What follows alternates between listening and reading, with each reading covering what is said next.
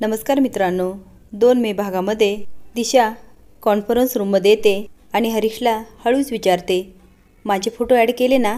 तो हो म्हणून मान हलवतो. ती म्हणते, बघच आता मीच सिलेक्ट होणार. तो स्माईल करतो आणि निघून जातो. आता सगळेच येतात.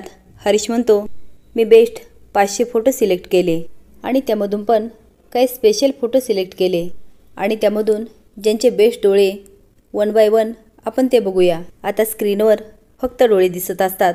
ते कुणाचे हे कुणाला काही कळत नसतं. आता काही डोळे बघितल्यानंतर डोळे येतात ते दिशाचे. दिशा स्माईल करते आणि सगळ्यांकडे बघते, पण कुणाचाही रिस्पॉन्स येत नाही. आईला म्हणते, हरीश आपण दुसरे बघूया. दिशा म्हणते, सासूमा ब्युटिफुल आईज आहे ना? दामिनी म्हणते, बटबटीत आहे.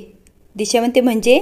दामिनी म्हणते, याला इंग्लिशमध्ये काय म्हणतात ना ते मला नाही माहिती, पण ही जी मॉडेल आहे ना ती मला डोळ्यावरून कुचकट आणि जळकी वाटते. आता तर दिशाचा पारच चेहरा पडतो. आता हरीश दुसरा फोटो ओपन करतो. आदित्य ओरडतो, सुपर्ब. आईला म्हणते, किती खरेपणा आहे ना डोळ्यात. श्रीकांत म्हणतो, डोळे बोलतात हे ऐकलं होतं, पण हे खरे डोळे आहेत. आईला म्हणते, आणि या डोळ्यातूनच खरेपणा जाणवतो. दिशा म्हणते, सासूमा ह्या पहिले जे आईज होते ते जास्त छान वाटतात ना? आईला म्हणते, हो ते चांगलेच होते, पण ह्या डोळ्यामध्ये असं काही जाणवतं ना, मला एक्सप्लेन नाही करता येते. श्रीकांत म्हणतो, कुछ तो बात आहे. आता आईल्या आणि आदित्य स्माईल करतो. आदित्य फोटो हातात घेतो आणि डोळ्याच्या प्रेमातच पडतो. तेवढ्यात पारू दामिनीला चहा देत असते. दामिनी ओरडते, तुझं काय ग सतत मध्ये मध्ये? काम झाले ना तुझं, निघ ना मग मूर्ख. पण दामिनीचं बोलणं कुणालाच आवडत नाही. दामिनी हळूच म्हणते, तुम्हाला पण हे पारूचे डोळे वाटतात का? मला पण वाटले, पण नसणार, शक्यच नाही.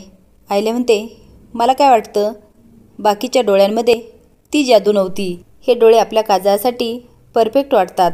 सत्व हर्बल प्रोडक्टसाठी हेच डोळे योग्य असतील. आय थिंक हे फायनल करूया. आता दिशा बघत राहते. आईला म्हणते, एक ब्रेक घेऊया थोडा. सगळे निघून जातात, पण आदित्य मात्र हरीशचं कौतुक करत असतो. तेवढ्यात पारू येते. म्हणते, चला चला नाश्त्याला चला. हरीशला म्हणते, तुम्ही पण चला. आदित्य म्हणतो, चल हरीश. हरीश म्हणतो, नको नको मला नाही करायचा नाश्ता. पारू म्हणते, हरीश सर माझ्या हातचा नाश्ता खाऊन तर बघा, तुम्हाला खूप आवडेल. आदित्य म्हणतो, हरीश हे मात्र खरं या, पारू स्वयंपाक खूप छान बनवते. पारू म्हणते, हरीश सर तुम्ही घरून खाऊन आलात का? तो म्हणतो, नाही नाही. पारू म्हणते, मी तर आता अजिबात ऐकणार नाही, तुम्हाला यावंच लागेल. आणि आमच्या दिव्याच्या घरून कुणीही उपाशी जात नाही. आता पारू बोलत असते आणि हरीश कौतुकाने ऐकत असतो. आदित्य म्हणतो, हरीश आता काय पारू ऐकणार नाही, तुला यावंच लागेल. तो स्माईल करतो आणि म्हणतो, चला. आता डायनिंग टेबलवर सगळेच बसलेले असतात. आईला म्हणते, दिशा कुठे गेली? पारू म्हणते, मी विचारलं होतं, पण त्या नाही बोलल्या. मला म्हणल्या घरून नाश्ता करून आले. आईला म्हणते, बरं बरं ठीक आहे ठीक आहे, हरीश बस ना. आणि आता हरीशचं सगळे भरभरून कौतुक करतात. तेवढ्यात हरीशला जोरात ठसका लागतो. पारू पटकन पाणी देते आणि तिची पाठ चोळते आणि म्हणते, हरीश सर वर बघा वर बघा.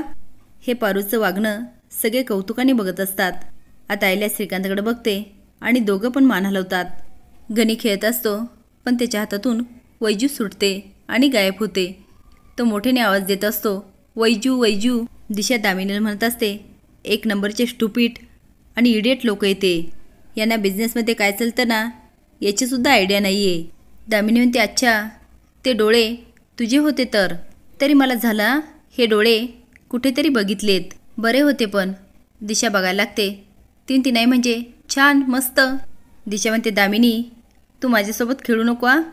दामिनी हसत म्हणते, अगं तुझ्यासोबत खेळायला तू खेळणेस का? मी तर म्हणते तू तुझ्या सासूमामशी बोलायचं ना, त्यांनी तुझे डोळे डायरेक्ट लावून दिले असते. दिशा म्हणते, मी काय करायचं आणि काय नाही हे तू मला सांगायचं नाही. मला माझं काम करून घ्यायला अशी कुणाला मस्का मारायची गरज वाटत नाही. तेवढ्यात वैजू येते आणि दिशाच्या ड्रेसही खेळत असते. दिशा मागे बघते आणि मोठ्याने ओरडते. याच्या नादात तिचा तोल जातो आणि ती स्विमिंग पूलमध्ये पडते. आता दामिनी मोठमोठ्याने हसत असते. पाण्यामध्ये दिशेची हालत खूप वाईट होते. तेवढ्यात गणीला वैजू दिसते आणि तो घेऊन जातो. आता दामिनी चांगलीच मजा घेते आणि नंतर ओरडते, वहिनी बाहेर या, दिशा पाण्यात पडली आहे. आता सगळेच पळत येतात पण दिशा तोपर्यंत चांगलीच सावरलेली असते. आईला म्हणते, दिशा तू पाण्यात कशी पडली? दिशा म्हणते, आय थिंक डॉग होता. दामिनी म्हणते, वहिनी तो डॉग नव्हता, ती बकरी होती. पण ही बकरी आत आली कशी? सिक्युरिटी, ती मोठ्याने ओरडायला लागते. आईला म्हणते, सिक्युरिटीला बोलवा.